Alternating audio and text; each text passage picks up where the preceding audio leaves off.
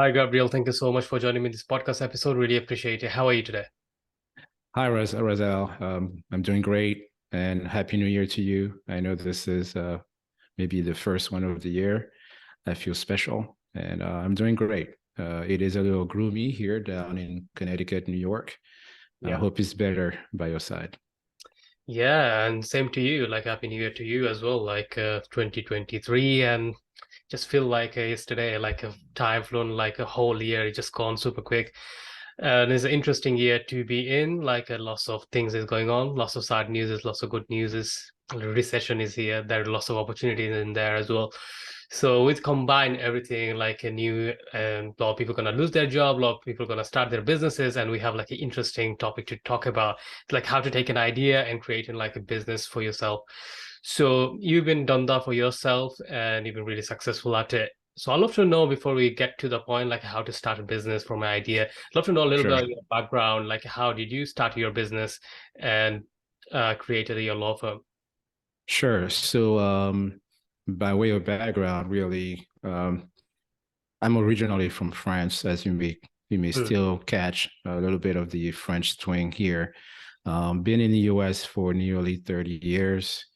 And I have to say that from the time I was a little boy growing up, I knew I was going to get into business for myself because my dad was an entrepreneur. I Yeah. remember, I remember very young, being 8 or 9 years old, my dad kind of bringing me in, helping me learn different things, and especially keeping tab on who was getting paid what, those kind of things. Hmm. So I always knew that I was going to be in business for myself.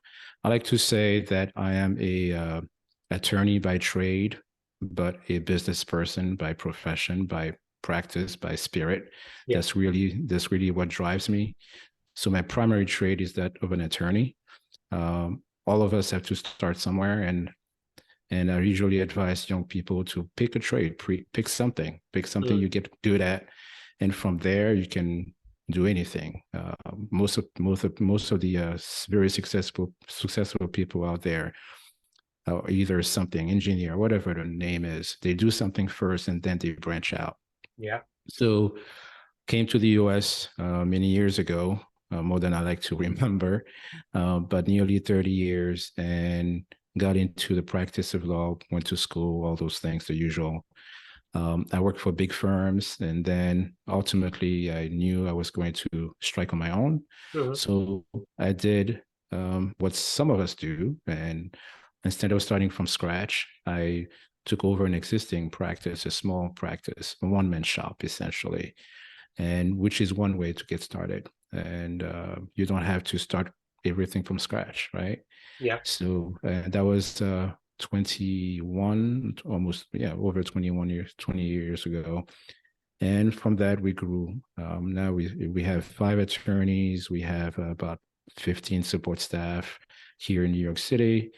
But this is only one of the things I'm involved with. So you're asking about the law firm. I'm talking about the law firm first and foremost, but I'm involved with other things. I've gotten involved with different industries, and even now I'm doing other things. So as far as the law firm is concerned, that was my start.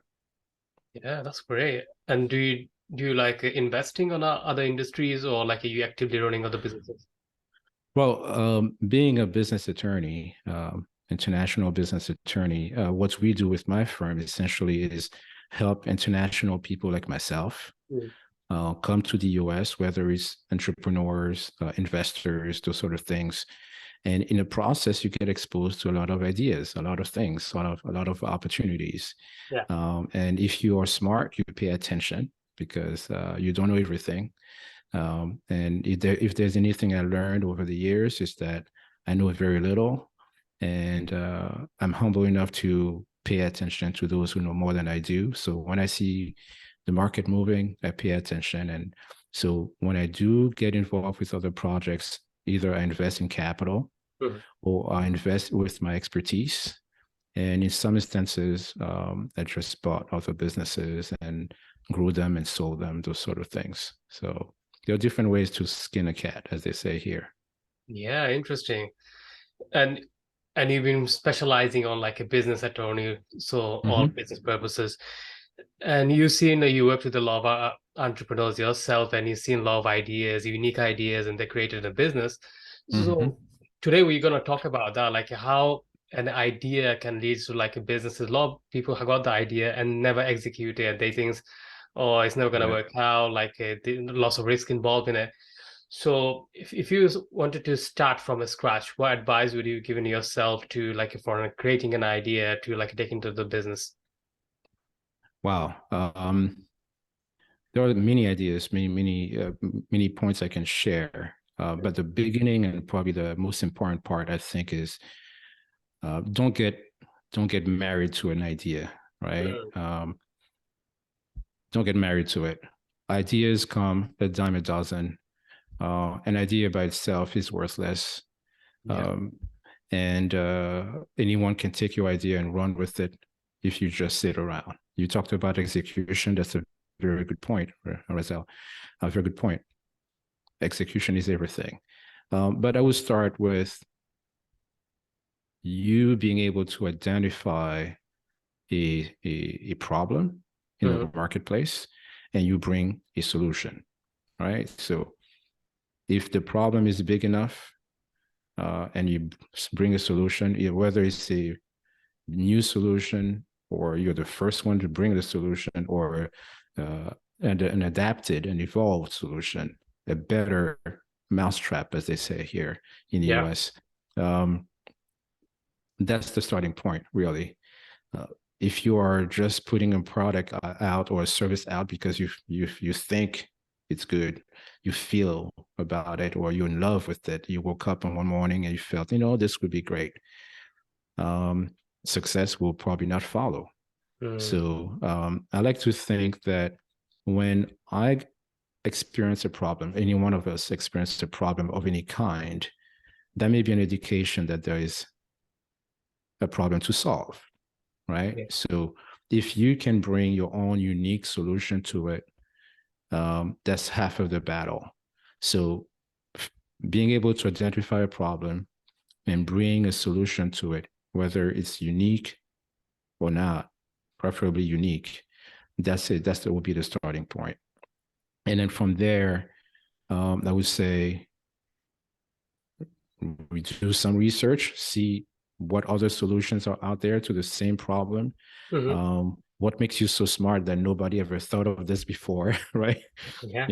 Is it just that you are fooling yourself? You're looking at the wrong direction because there are what 8 billion people out there nowadays, right? Yeah. Yeah. And I can tell you there isn't one problem that any of us is faced with that's at least one other person is not faced with as well, right? Mm, And none of us is so smart that we come up with things all about on our own. When the light bulb was invented, or even the airplane was invented, different people around the world were working on the same thing: how to fly, right? How to create some kind of a machine to fly, how yeah. to put how to put light on the streets. So all of us were faced with the issue of flying, or the desire, I should say, of flying. All of us were faced with the desire to have light overnight, and different people were working at the same to solve the same problem. So don't think that your idea is unique because you came up with it. So go out there, see what other solutions other people may have come up with. Why did they pursue other solutions avenue and not yours? Mm, Why? So I think you kind of be your own critic from the start.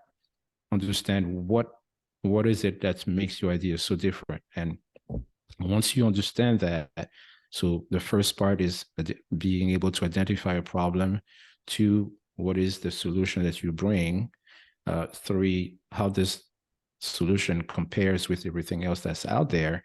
I like to think about, is there a marketplace for it? After all, we want to make money, right? We're talking yeah. about creating a business from an idea.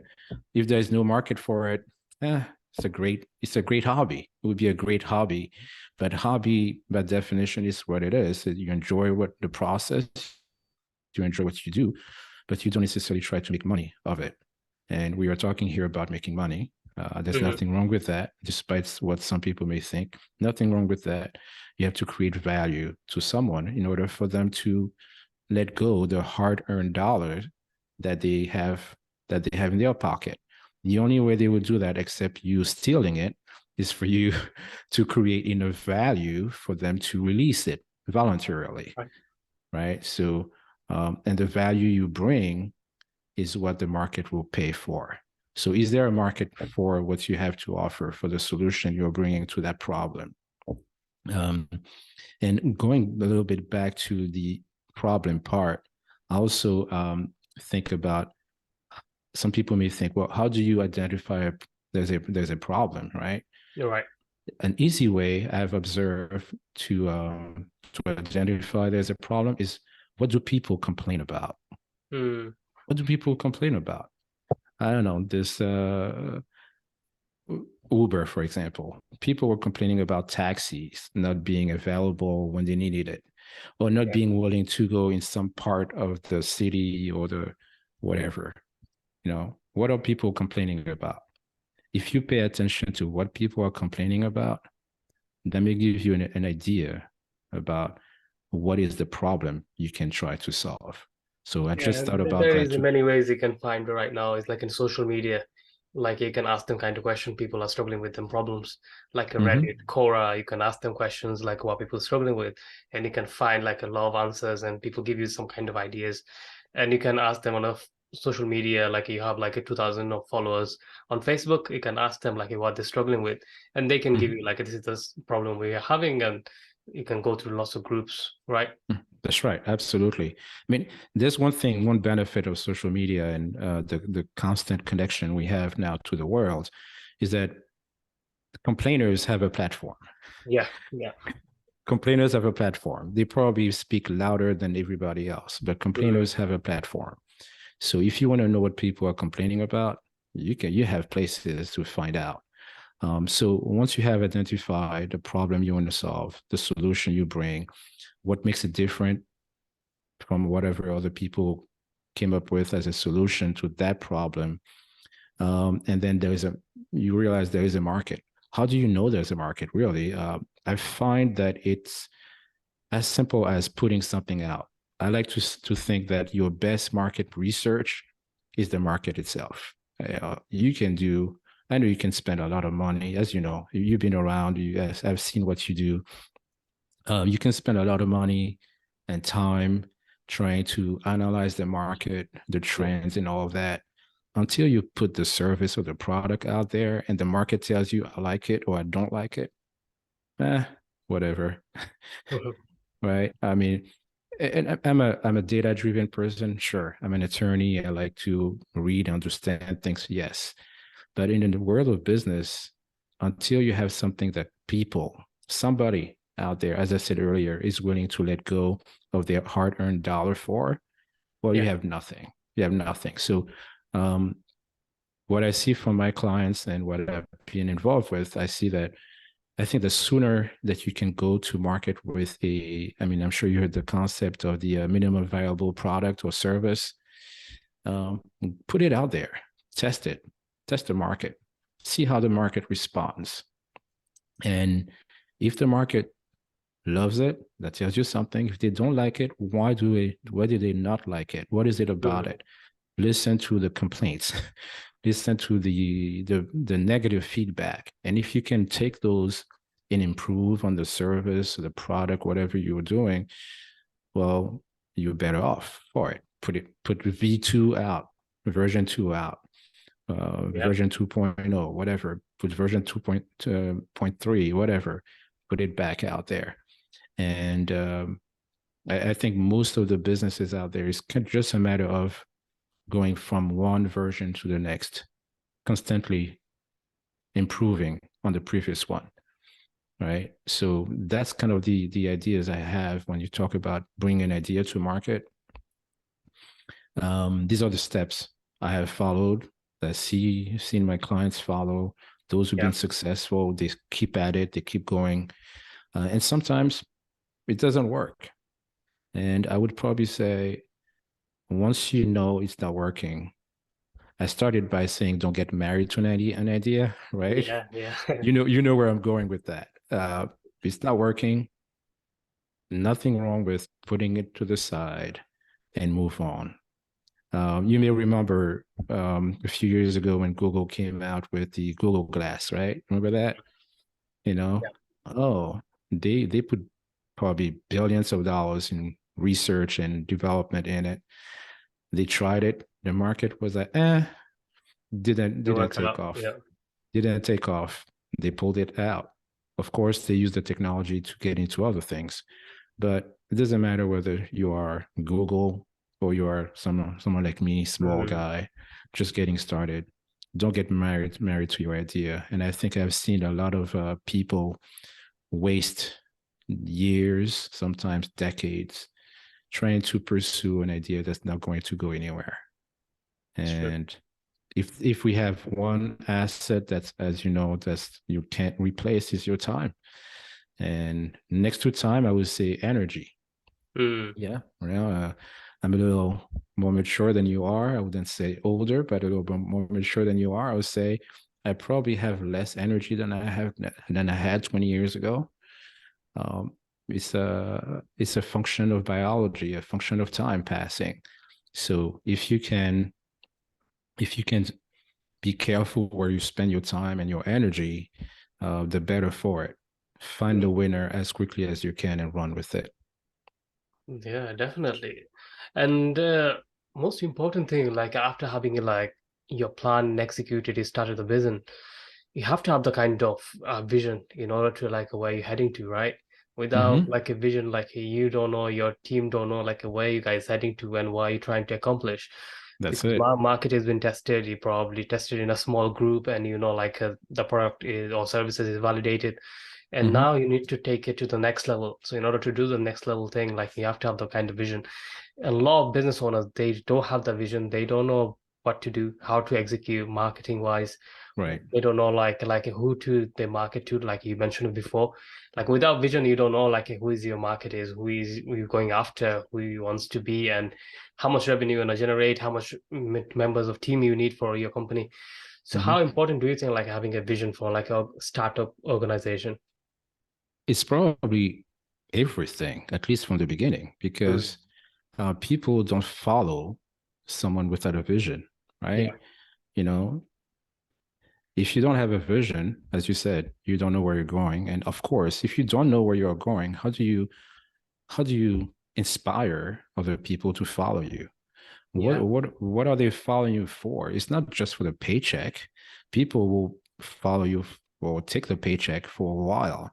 Mm, But when you are getting started, in particular, new startups, in tech or whatever, I'm involved with a tech startup, and I see it.